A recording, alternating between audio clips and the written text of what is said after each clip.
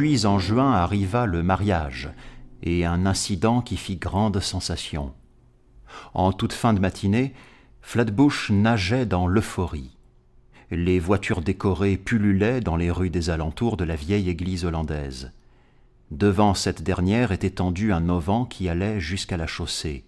Aucun événement local ne surpassa le mariage Sweedham-Gerritsen, tant au niveau de l'ambiance que de l'ampleur, et ceux qui accompagnèrent les époux jusqu'à l'appontement de la compagnie Conrad, s'ils n'étaient pas vraiment les plus chics, remplissaient une bonne page du bottin mondain.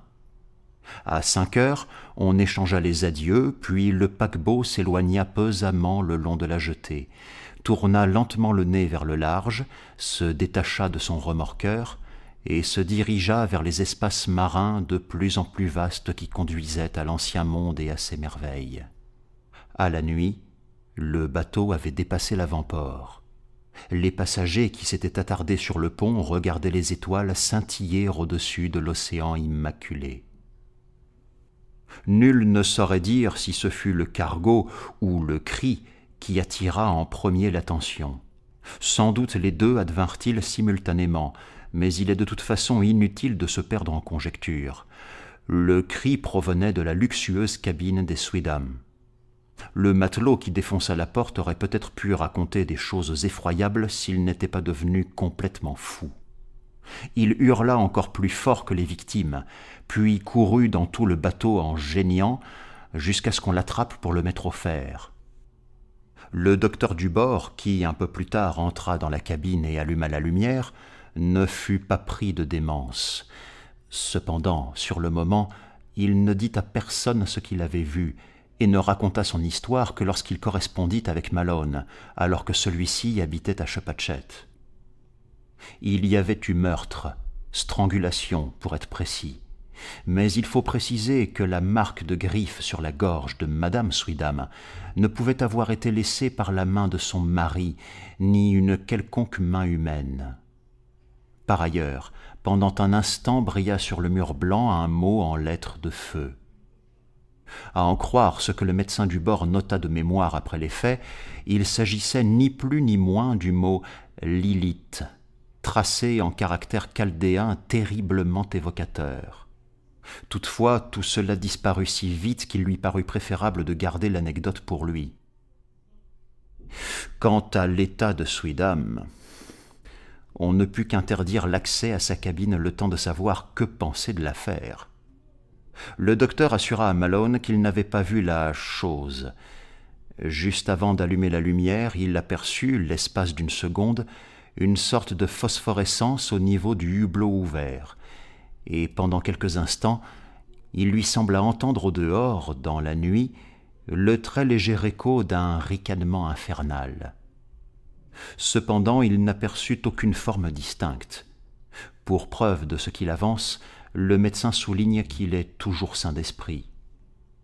Sur ce, le caboteur à vapeur attira toute l'attention. Un canot accosta le paquebot qui était temporairement à l'arrêt. Une horde de ruffians basanés et insolents en uniforme d'officier l'envahit. Ils voulaient Sweedham ou son corps.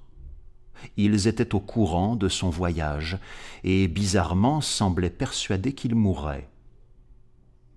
La pagaille régnait sur la passerelle. Sur le moment, entre le médecin qui faisait son rapport et les exigences des hommes du caboteur, même le marin le plus sage et le plus concentré n'aurait pu avoir les idées claires. Tout à coup, le chef des intrus, un arabe à la bouche charnue, produisit une feuille sale et froissée qu'il tendit au capitaine. Le document, signé Robert Sweedham, comportait le singulier message que voici. En cas d'accident ou de décès soudain ou inexpliqué, merci de me livrer ou de livrer mon corps, sans poser de questions, au porteur de ce message et à ses associés. Pour moi et peut-être pour vous, tout dépend du respect absolu de cette demande. Il y aura un temps pour les explications. Pour l'heure, faites ce que je vous dis. Robert Sweedham. Le capitaine échangea un regard avec le médecin, qui lui chuchota quelque chose. Enfin, Se sentant dépassés, ils acquiescèrent et conduisirent les indésirables dans la cabine des Sweedham. Le docteur fit signe au capitaine de détourner le regard pendant qu'il ouvrait la porte et faisait entrer les étranges marins. Il parut inquiet jusqu'à ce qu'ils ressortent, après un temps inexplicablement long, avec leur fardeau. Celui-ci était enveloppé dans les draps des couchettes, et le médecin se réjouit de ce que la forme du paquet ne fût pas trop révélatrice. Les intrus parvinrent à faire passer le corps par-dessus le bastingage et à l'emporter dans leur propre bateau sans le découvrir. Le paquebot se remit en marche. Le docteur et un croque-mort de la compagnie retournèrent dans la cabine des Sweedham pour rendre les derniers devoirs à la défunte. Une fois encore, le médecin du bord dut faire preuve de réserve et même aller jusqu'au mensonge, car il s'était produit une chose infernale. Lorsque le croque-mort lui demanda pourquoi il avait vidé madame Sweedham de tout son sang, il omit de répondre qu'il n'avait rien fait de tel. Il ne signala pas davantage les bouteilles manquantes dans le bar, ni la forte odeur de l'évier, qui montrait que l'on s'était débarrassé à la hâte du contenu originel des dites bouteilles. Quand les hommes, si c'était bien des hommes, avaient quitté le paquebot, le docteur avait remarqué des renflements anormaux dans leurs poches. 2 heures plus tard, le monde apprenait par radio tout ce qu'il avait besoin de savoir sur cette horrible affaire.